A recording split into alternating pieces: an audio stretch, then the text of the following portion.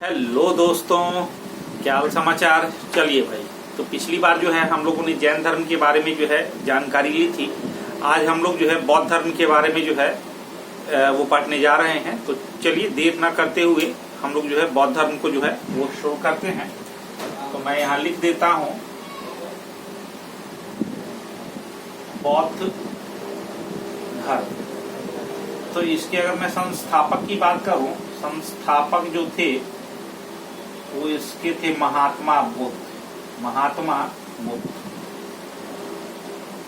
जिन्हें light of Asia, याद रखिएगा, लाइट ऑफ एशिया, जिसे जो है एशिया का ज्योतिपुंज भी कहा जाता है। तो कई बार तो क्वेश्चन ही ये बन जाता है कि एशिया का ज्योतिपुंज किसे कहा जाता है, ध्यान रखेंगे आप लोग। इसके बाद जो है वो देख लेते हैं महात्मा बुद्ध के बारे में। तो महात्मा बुद्ध का जो जन्म हुआ था वो ध्यान रखिए आप लोग 563 ईसा पूर्व में जो है वो लुम्बिनी नामक स्थान था, जो कि कपिलवस्तु जो है वो राज्य था। तो वहां लुम्बिनी नामक स्थान पर जो है महात्मा बुद्ध का जन्म हुआ था। इस बात को आप लोग ध्यान रखेंगे।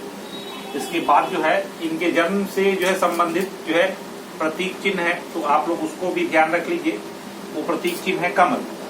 तो जो इनके प्रतीक चिन्ह है, कई बार जो है प्रश्न यहाँ से भी बन जाते हैं। तो छोटी छोटी बातें हैं, इनको आप लोग ध्यान रखेंगे ताकि आप लोग जो है ज्यादा से ज्यादा जो है जानकारी जो है वो ले सके। चलिए आइए आगे देखते हैं। इनकी जो माता थी, इनकी माता का नाम था महामाया। कहा जाता है कि इनके जन्म के 7 दिन बाद ही इनके माता की मृत्यु हो गई थी और इनका लालन पालन जो है वो प्रजापति गौतमी, जो कि इनकी सौतेली माँ या इनकी मौसी कह लीजिए, इन्होंने इनका लालन पालन किया था। इसके बाद जो है इनके पिता थे, इनके पिता का नाम था शुद्धोधन और ये जो थे वो शाक्य कुल के मुखिया थे। शाक्य कुल के मुखिया थे, तो आप लोग ध्यान रखिएगा। इसके बाद इनकी जो पत्नी थी उनका नाम था यशोधरा। इनका जो पुत्र था उसका नाम था राहुल, ध्यान रखिएगा। उसके बाद जो है इनकी मृत्यु को देख लेते हैं कि इनकी मृत्यु का जो है, अगर मैं प्रतीक चिन्ह की बात करूं तो यहाँ पे याद रखिएगा ये स्तूप जो है वो इनकी मृत्यु का जो है वो प्रतीक चिन्ह है। और इनकी मृत्यु जो है वो 483 ईसा पूर्व कुशीनारा, जो कि इस समय देवरिया है यूपी का, वहां इनकी मृत्यु हुई थी। तो लिख देता हूं यहाँ पे कुशीनारा में जो है वो इनकी मृत्यु हुई थी। तो ये तो इनके जन्म से इनकी मृत्यु तक पहुंच गए। इनका बीच का जो काल है कि कहाँ इनको ज्ञान की प्राप्ति हुई वो हम लोग देख लेते हैं। तो याद रखिएगा कि इन्होंने जो है वो अपना जो है गृह त्याग जो है किया, और ये जो है इनका गृह त्याग जो है वो 29 वर्ष की अवस्था में जो है उन्होंने जो है वो घर को छोड़ा था। और इनका जो गृह त्याग है, इसको जो है एक इसमें ध्यान रखिएगा कि ये जो है वो महाभिनिष्क्रमण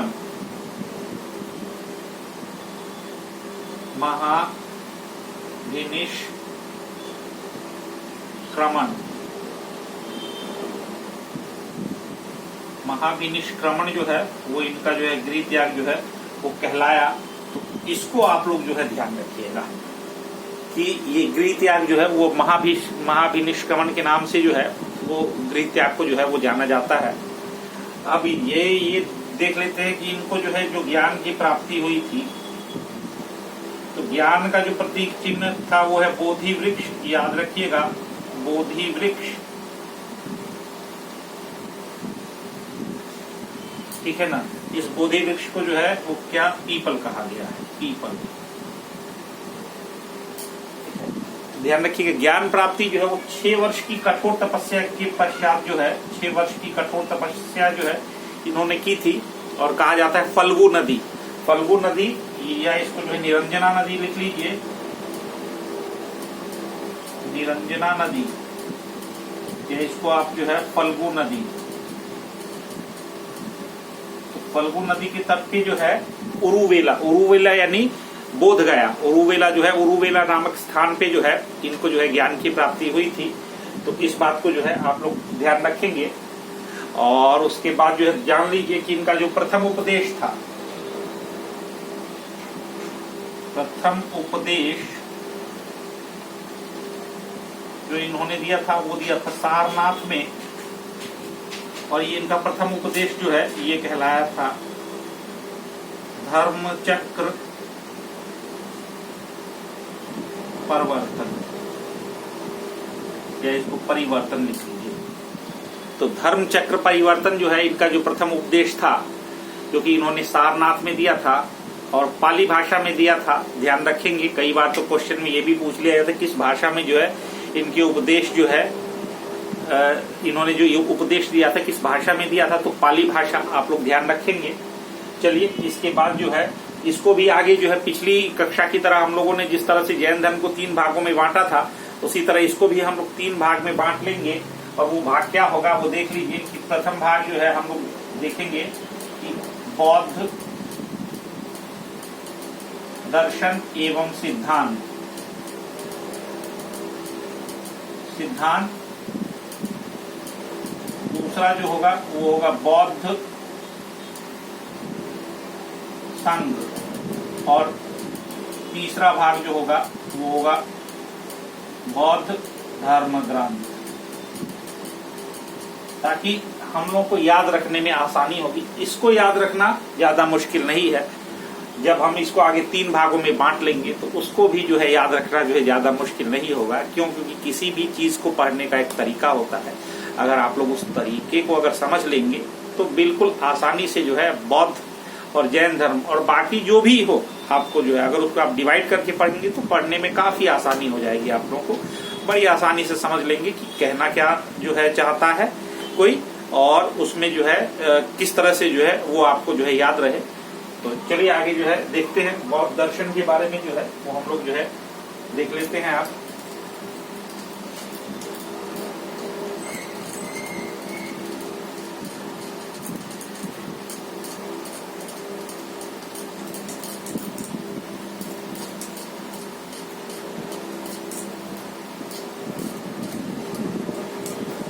चलिए आइए, अब हम लोग जो है करने जा रहे हैं बौद्ध दर्शन एवं सिद्धांत। बौद्ध दर्शन एवं सिद्धांत जो है अब हम लोग करने जा रहे हैं। तो ध्यान रखिए कि बौद्ध धर्म जो है, बौद्ध धर्म में 4 आर्य सिद्धांत हैं इनके। तो जो है 4 आर्य सिद्धांत हैं। तो बौद्ध धर्म में 4 आर्य सिद्धांत हैं। तो चारों आर्य सिद्धांत क्या है मैं आपको जो है बता देता हूं। लिखा गया है कि दुख है पहला, दूसरा दुख का कारण,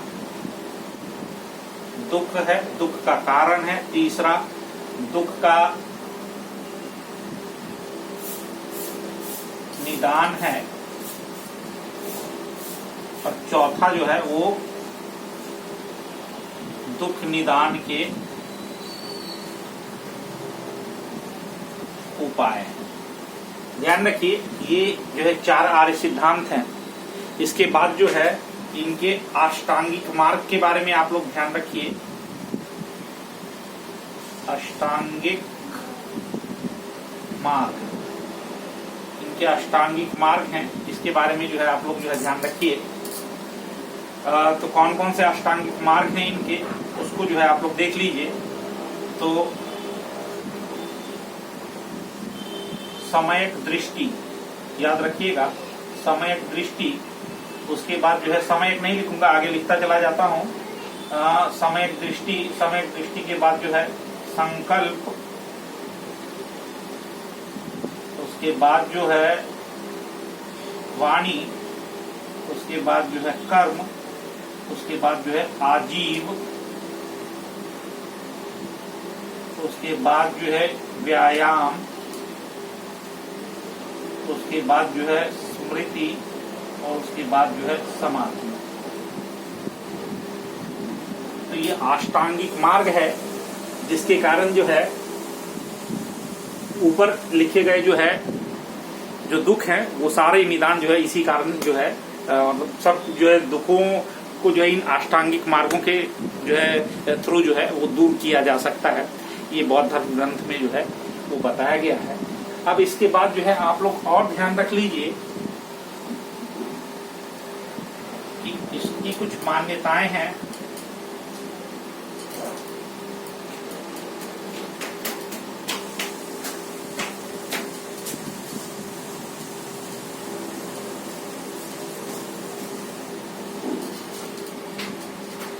मान्यताएं हैं और इसकी कुछ अमान्यताएं हैं। तो इसको आप लोग ध्यान रखिए कि ये लोग किस चीज को मानते थे, किस चीज को नहीं मानते थे। तो इसको अगर आप लोग देख लेंगे तो काफी जो है आप लोग को आसानी हो जाएगी, क्योंकि ये प्रश्न यहाँ से भी बनते हैं कि किस चीज में इनकी मान्यता थी, किस चीज को मानते थे, क्या ईश्वर को मानते थे, नहीं मानते थे। तो जो है अमान्यता थी इनकी कि ईश्वर को जो है ये लोग नहीं मानते थे, कर्म के सिद्धांत में जो है विश्वास रखते थे, आत्मा में जो है इनका विश्वास नहीं था, वेदों पर इनका विश्वास नहीं था, ये ध्यान रखिएगा। उसके बाद जो है मोक्ष को जो है जीवन का जो परम लक्ष्य जो है माना गया है, तो मोक्ष में जो है इनकी मान्यता जो है वो थी। पुनर्जन्म में जो है इनकी मान्यता थी कि पुनर्जन्म को जो है ये लोग मानते थे। तो बौद्ध दर्शन एवं सिद्धांत में जो है वो यही पढ़ना है आपको, इससे ज्यादा पढ़ने की जरूरत नहीं है, क्योंकि इससे ज्यादा पूछने के लिए एसएससी वाले के पास और जो है पीसीएस वालों के पास कुछ नहीं है यार। तो इस बात को आप लोग ध्यान रखो। चलो आगे देख लेते हैं हम लोग।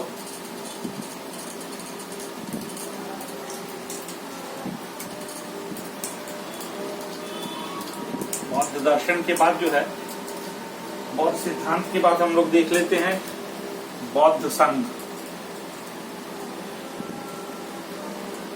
बौद्ध संघ तो ध्यान रखिएगा आप लोग पहले कि बौद्ध संघ में जो है वो भिक्षु और भिक्षुणी और उपासक और उपासिका थी। ये जो है वो गृहस्थ जीवन जो है वो व्यतीत करते थे उपासक और उपासिका, और भिक्षु और भिक्षुणी जो है वो सन्यासी जो है जीवन जो है व्यतीत करते थे। तो इस बात को जो है आप लोग ध्यान रखिएगा। बौद्ध संघ में जो है वो भिक्षुओं के प्रवेश को जो है वो उपसंप्रदाय कहा गया है, तो इस बात को भी जो है आप लोग ध्यान रखेंगे। और उसके बाद जो है आप देख लेते हैं कि कितनी जो है बौद्ध संगतियां जो है हुई हैं। तो यहाँ पे मैं लिख रहा हूं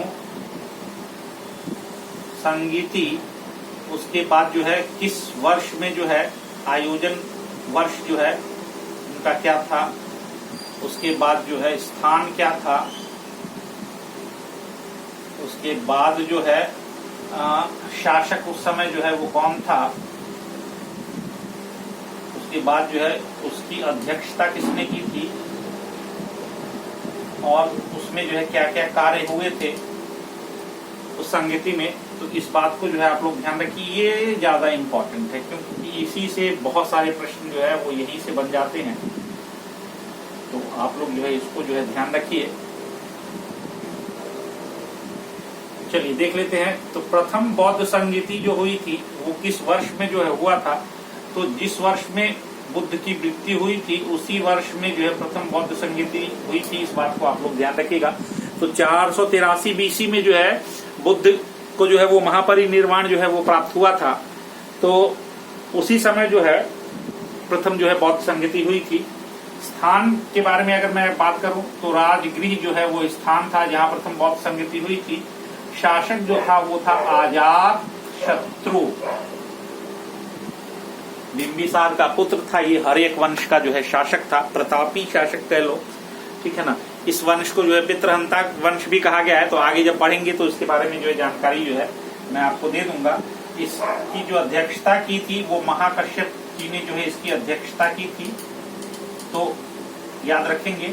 इस समय जो है जो कार्य हुआ था वो ये ध्यान रखिए कि सूत पिटक और विनय पिटक का जो है संकलन जो है वो इस समय हुआ था। और किसने संकलन जो है इसका किया था, तो सूत पिटक को जो लिखा था वो इनका जो शिष्य था आनंद, उन्होंने जो है इसका संकलन किया था। और विनय पिटक का जो संकलन जो था वो उपाली ने किया था। तो आप लोग ध्यान रखिए, सबसे ज्यादा इंपॉर्टेंट। उसके बाद जो है देख लेते हैं कि दूसरी जो है वो बौद्ध संगति जो है वो कहाँ हुई थी। तो दूसरी बौद्ध संगति थी इसके 100 साल बाद 383 बीसी में जो है वो हुई थी। और कहाँ हुआ था ये, वैशाली जो है वहां ये इसका आयोजन जो है स्थल था। और उस समय जो शासक थे वो कालाशोक, और अध्यक्ष जो थे वो इसके, वो आप लोग ध्यान रखेंगे, ये इंपॉर्टेंट है, ये सर्वकामिनी, ये इसको साबा करीम भी जो है वो कहा गया है। तो आप लोग ध्यान रखेंगे। उसके बाद इसमें कुछ इस तरह का विशेष जो है वो नहीं हुआ था। बौद्ध भिक्षु जो है वो दो भाग में बट गए थे, एक को स्थाविर कहा गया है और एक दूसरे जो है भिक्षु को जो है वो महासंगिका कहा गया था। तो ये ध्यान रखेंगे आप लोग। उसके बाद जो है अगर मैं तीसरी की बात करूं, तीसरी बौद्ध संगति जो है वो 250 बीसी में जो है ये पाटलिपुत्र में हुआ था, पाटलिपुत्र। और इस समय अगर मैं शासक की बात करूं तो सम्राट अशोक जो है उनके शासनकाल में जो है ये बौद्ध संगति हुई थी। और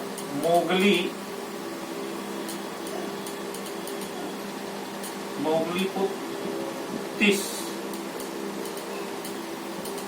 ने जो है इसकी अध्यक्षता की थी। इस बात को आप लोग ध्यान रखेंगे। और इन्होंने ही जो अभिधम पिटक था उसका संकलन किया था। तो अभिधम पिटक का संकलन जो है वो तृतीय बौद्ध संगति में हुआ था। इस बात को आप लोग ध्यान रखेंगे। और संकलन करता थे मोगलीपुतिस। इसके बाद जो है हम लोग देख लेते हैं कि चौथी बौद्ध संगति जो है वो कहाँ हुई थी। तो चौथी बौद्ध संगति जो है वो कहा गया है 72 ईस्वी में, या इसको प्रथम शताब्दी याद रखेंगे वो ज्यादा आसान रहेगा। क्योंकि जो है जो स्थान जो था ये था कुंडलवन। और कुंडलवन जो है वो कश्मीर में स्थित है। शासक जो था वो था कनिष्क। लेकिन कनिष्क जो गद्दी पर बैठे थे वो 78 ईस्वी में बैठे थे। तो यहाँ पे थोड़ा सा जो है वो मतभेद है। तो कई जो है जगह जो है आपको 72 ईस्वी ना देके पहली जो है शताब्दी दिया होगा, तो पहली शताब्दी पे आप लोग जो है टिक लगा सकते हैं, ध्यान रखिएगा। उसके बाद जो है इसकी अध्यक्षता जो थी वो वसुमित्र ने जो है इसकी अध्यक्षता की थी। और इस समय जो है बौद्ध धर्म जो है, बौद्ध संघ जो है वो दो संप्रदायों में जो है वो बट गया था। तो संप्रदाय क्या क्या थे, हीनयान और महायान।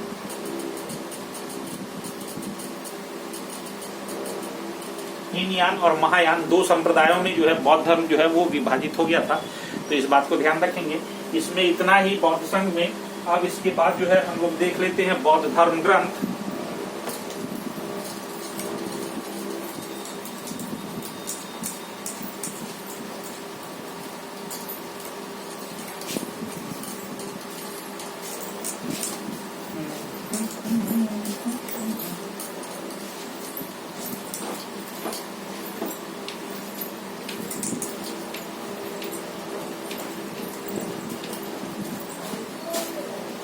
बौद्ध धर्म ग्रंथ देख लेते हैं। बौद्ध धर्म ग्रंथ, तो सबसे पहले तो ध्यान रखिए कि बौद्ध धर्म ग्रंथ जो है किस भाषा में जो है वो लिखा गया है। तो ध्यान रखेंगे इसकी भाषा जो थी वो थी पाली। और जो भी बौद्ध धर्म ग्रंथ की जो रचना हुई है वो पाली भाषा में हुई है। तो इस बात को जो है आप लोग जो है ध्यान रखिए। इसके बाद जो है त्रिपिटक त्रिपिटक के रूप में जो है सूत पिटक, विनय पिटक और अभिधम पिटक।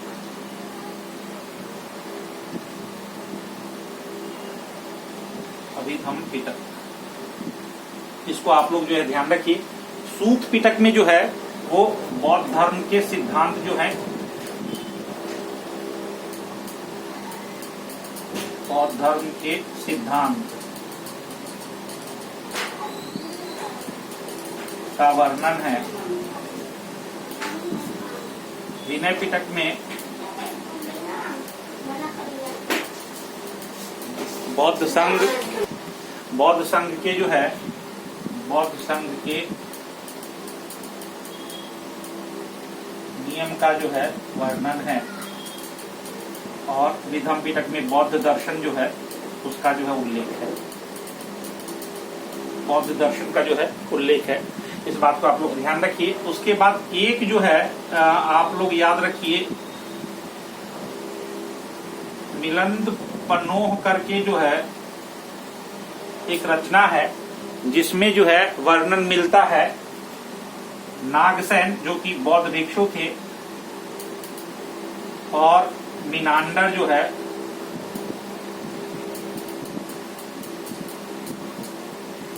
जो शासक है उनके जो है प्रश्नों का कह लीजिए संकलन है, या फिर जो है उनके संवाद का संकलन है। तो ये मिलिंद पनोह में मिलता है।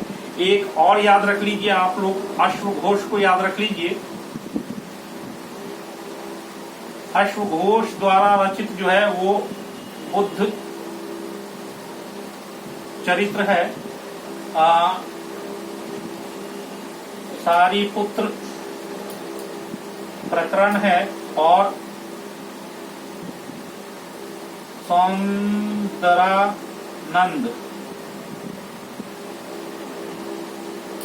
जो है पुस्तक जो है वो अश्वघोष द्वारा जो है वो रचित है।